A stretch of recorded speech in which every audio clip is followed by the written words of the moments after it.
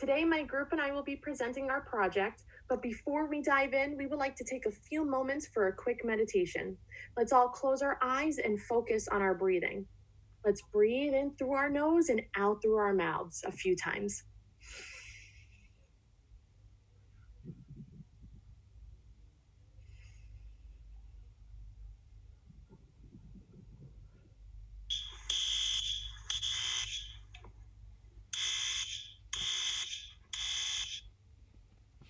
Did you hear that?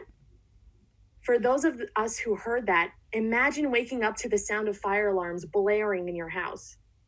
This is what happened to me and my family on Saturday, February 24th, 2019, as we woke up to our house on fire.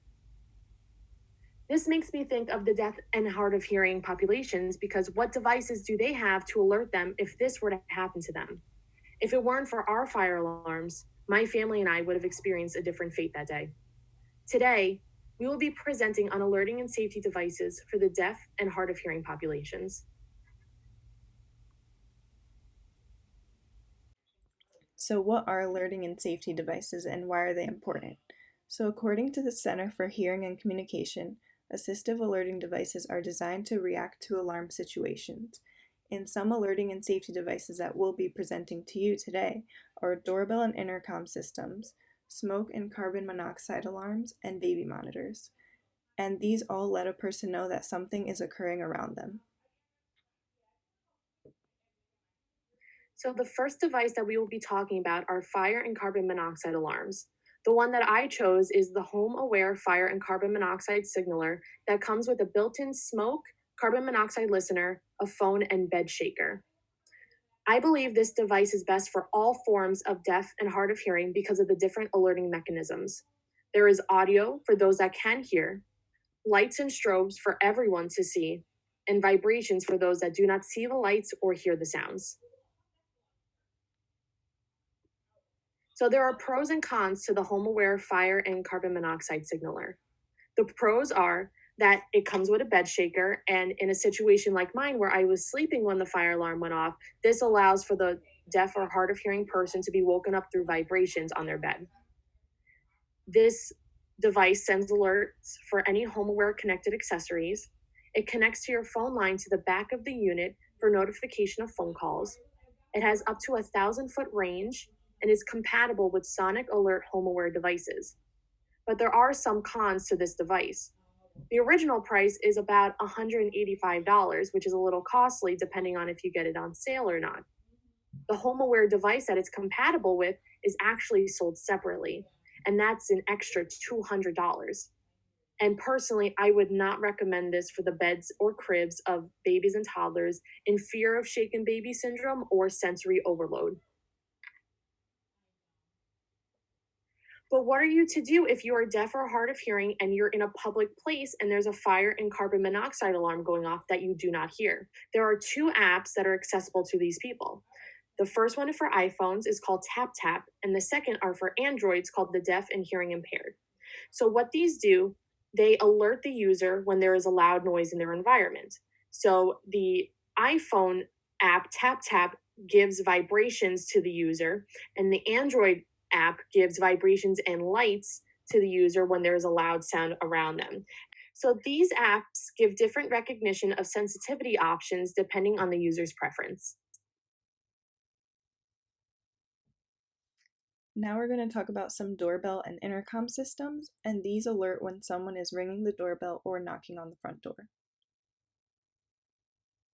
So the first one I have is the Ring doorbell, and this doorbell connects through an iPhone or Android app, and it alerts when there's someone at the front door. It also sends notification when someone rings the doorbell. The person also has access to a live feed of their front door. And the next one is the Honeywell Home Doorbell.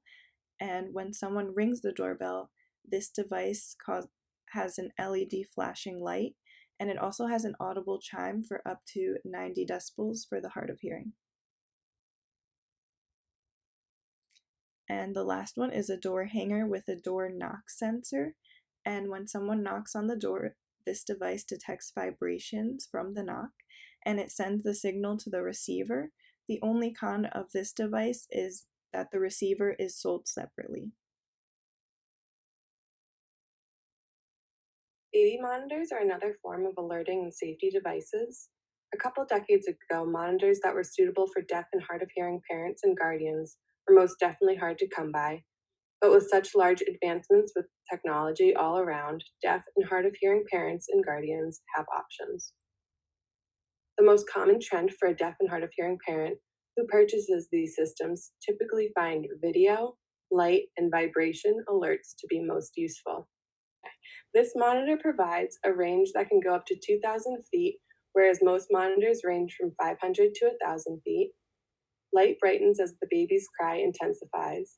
There is also an optional vibrate alert. A belt clip is provided so the parent can hook the monitor to their waistband of their pants if they are walking around the house. 2 receivers are provided for 2 care providers at one time. This device can be used through a power cord or battery operated. Sometimes devices can interfere with other household devices. This particular baby monitor and options similar to it advertise how they do not interfere or are not entirely dependent on Wi-Fi. This monitor is a bit more expensive than the average monitor that is about $30 to $50. The Greco Secure Coverage Digital is about $60, so it's still in the range. And with these many features, many deaf and hard of hearing parents have given it extremely good reviews. More advanced monitors can be more expensive, especially when it comes to additional features. Other monitors can also include night vision features and/or LCD viewing screens. These types of viewing screens give the opportunity to zoom in or move the scope of the camera remotely. Monitors with such features can cost from $100 to $300. Some monitors have lullaby features where you can play, stop, or adjust the volume of the lullaby remotely if the baby is hearing. Vibrating pad is an additional installation you can purchase with some monitors. These pads would vibrate under the parent's body while they're sleeping in order to alert them that their baby is awake. Baby Monitor 3G app for smartphones, it only costs about $3 to $5, and its best feature is that it continually acts as a camera and also takes written notes on the last sound the baby has made. And also a fun fact, specially trained service dogs can be trained to alert the parent when the baby is crying as well. So we're going to begin with our CEU questions. Feel free to pause the video if you would like to answer these questions and you want to read them and wait until we see the answer. So number 1, according to the Center for Hearing and Communication, assistive alerting devices are designed to A, react to alarm situations, B, be used only in the home, C, let a deaf or hard of hearing person know that some condition is occurring, such as a smoke alarm, doorbell, or baby crying, D, choices A and C, or E, choices B and C. The answer is D, choices A and C, as mentioned earlier in our presentation. Question number 2. Doorbell intercom systems aim to A, tell that someone is at their door, B, tell someone that a person is coming, C, alert when someone is ringing the doorbell or knocking on their front door, or D, show a live feed of their front door. And the answer is C, alert when someone is ringing the doorbell or knocking on their front door. And our final question is, what are the 3 most commonly used features on a baby monitor by a deaf or hard of hearing caregiver? A, audio, video, and vibration. B, video, light, and vibration. C, audio, light, and vibration. Or D, audio, light, and video. And the answer is B, video, light, and vibration. Thank you for watching.